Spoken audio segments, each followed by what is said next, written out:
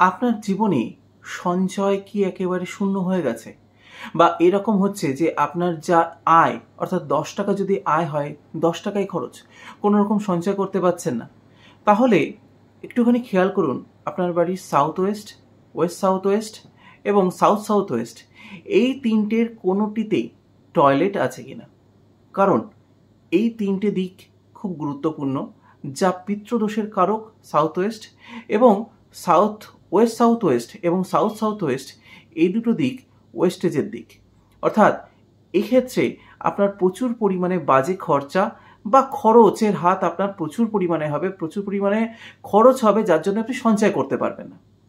তো বাস্তুতে এরকম ধরনের সমস্যা বা বাস্তু দোষ যদি থাকে, আপনার কিন্তু এই সঞ্চয়ের ক্ষেত্রে এই সমস্যা থাকবে। বাস্তু টিপস পেতে এবং এই ধরনের বাস্তু সমস্যার সমাধান পেতে স্ক্রিনে দেওয়া নাম্বারে হোয়াটসঅ্যাপ করুন। রাধে রাধে।